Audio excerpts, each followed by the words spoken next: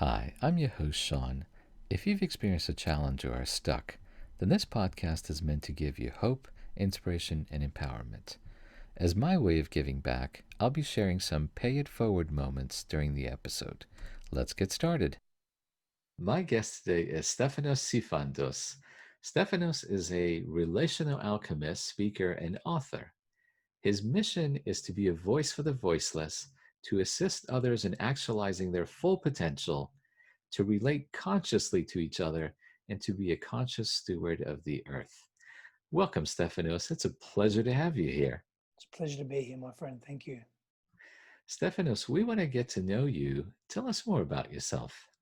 Yeah, I thrive in the space of relationships, helping others understand themselves and each other, to relate to each other and to the things that matter to them in a more profound way, to move from an undesirable place in their lives to a more desirable place in their lives. And I've found that when I've been able to do that for myself, I have just created and developed such momentum in my own world. And not only momentum, but presence. I've found so much gratification and joy in the present moment. And it just inspires me. And I have a hunger to learn more about that. How do we cultivate that in our lives? And not only how, but choosing whom to do that with as well, I feel is a very important part of that process.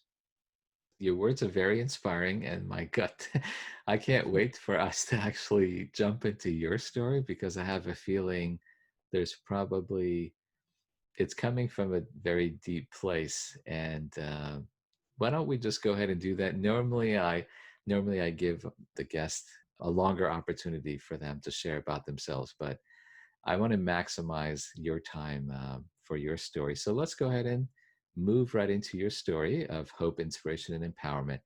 What story would you like to share or elaborate with us?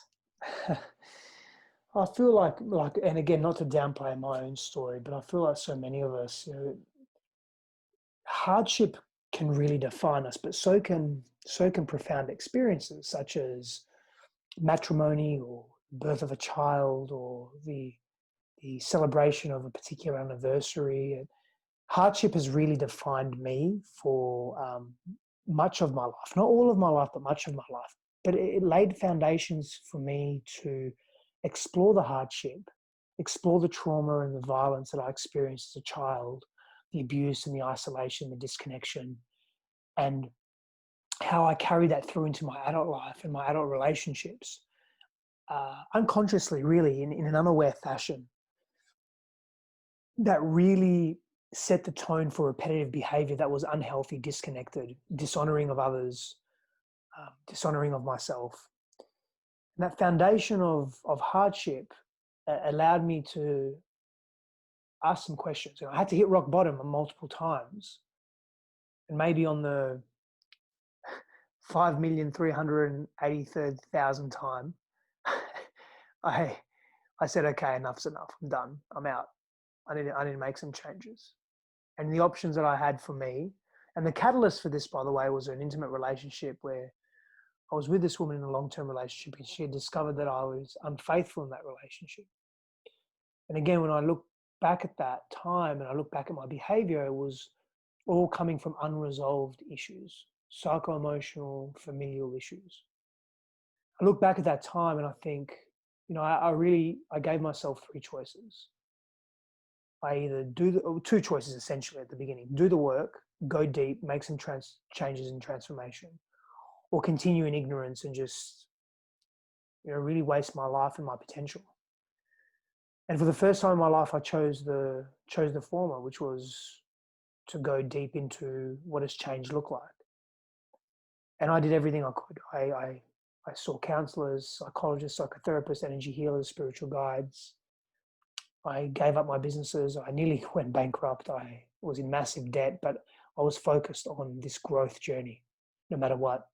And there were times where I thought I couldn't keep going. I was literally losing my mind. I felt like I was going crazy. And I also felt the need to end my life at times, physically end my life. But I kept hope, and I kept intelligent hope, and I kept focusing on why am I here, and that this is temporal, and that there is a way through this. And the way through is actually the magic and the wisdom and the gold of it all.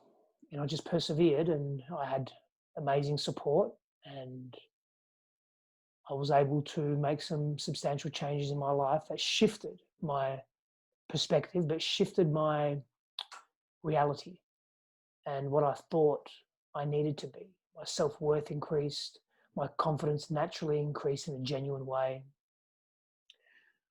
I felt more alive than I'd ever felt. I began to speak the truth without shame and guilt.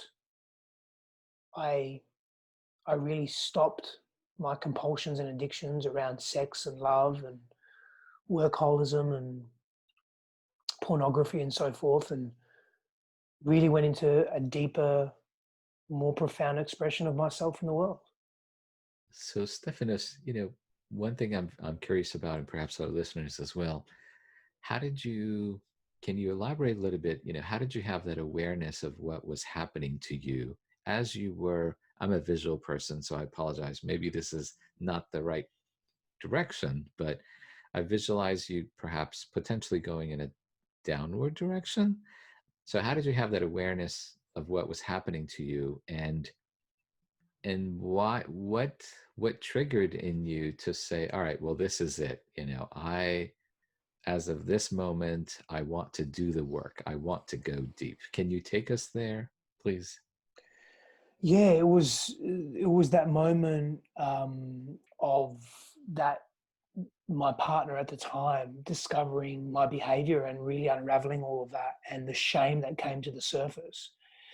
I remember we were hosting a dinner that night at our house, at my house, and um, we were just going to a few different stores to just get some fresh produce because we were providing dinner for some friends. And there's a farmer's market that was not too far from us. We were just going between two stores to get some different product that one store didn't have. And it was a bit of a rainy day and it was a cold day. And at this farmer's market, we would go there every Sunday. And there was an older couple in their 70s, late 70s, that we would visit every Sunday to get fresh fruit and vegetables from. And this was the afternoon, and they were packing up. But it was windy and they were really struggling. And I said to my partner, just drop me off here. You go, I'll help them because I'm able to. And you go get the other stuff and just come and grab me in 10 minutes, 15 minutes. She said, sure, no problem. And we were pretty rocky anyway, but she came back and she was livid. I was all chuffed with myself because, being a masculine man, I was of value and I became the hero to these older couple temporarily. And so my ego was inflated and I felt really good about myself. And I came back and she was so angry. I said, are you okay? And she just asked me, I can't even remember this woman's name, who's this woman? And my heart sunk. And I honestly didn't know what she was talking about at first, but obviously I was aware of my behavior, so I knew that something was up. And I just left my phone in the vehicle, and she had looked through it. She had an intuition to look through it, and she found something like an old email. And I mean, honestly, my soul wanted to be caught. I wanted to just stop the lies. I didn't have the courage at the time to speak openly to it. I really didn't. I didn't have the courage to tell her that this is who I was being, and I'm dishonoring our container. I'm not being true to what we've discussed. And she had to find out. And that was a catalyst, and a series of events unraveled from there, where I made choices I'd never made before around my health and around how I wanted to be in relationship and the type of person I wanted to be and what I needed to look at in order to be the person that I wanted to be in the world. Stephanos, thank you so much for being so candid and transparent and open with me, with us at this moment. Thank you for addressing that. What would you say you learned from that experience?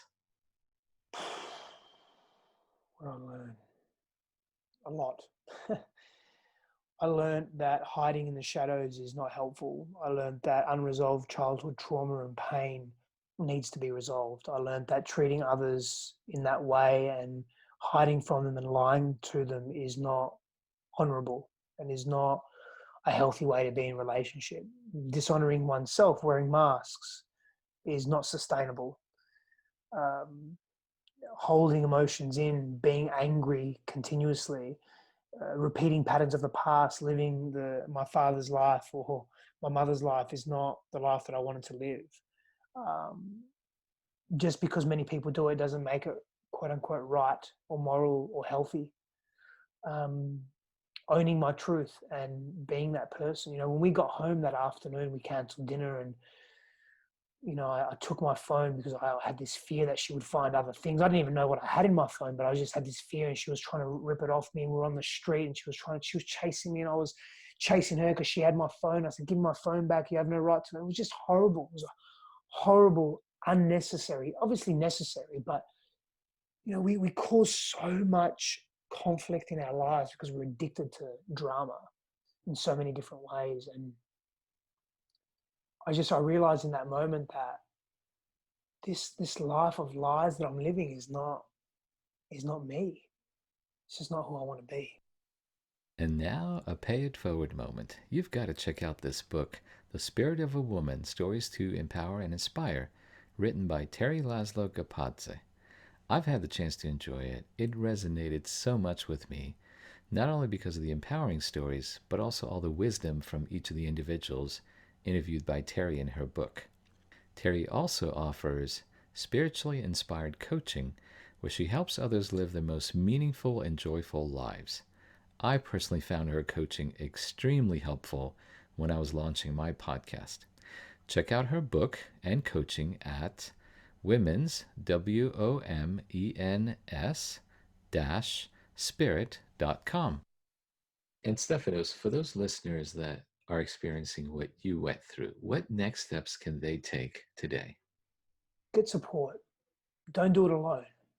Find someone, professional support, that can see you, that you respect, that you revere, that you trust, that you can share part of who you are in the world with, and that can see you without judgment and give you a new perspective on how you're living your life. If you're feeling stuck and you're repeating patterns that, different face, different name, but the patterns are the same, the energetic is the same, it's telling you something about what's not sustainable, no longer in your life. We often can't see the forest through the trees, right? And so that we just can't see ourselves. We can't connect to who we truly are because we're so in our pain. So get that support that can give you perspective and shine a light on those dark aspects of self.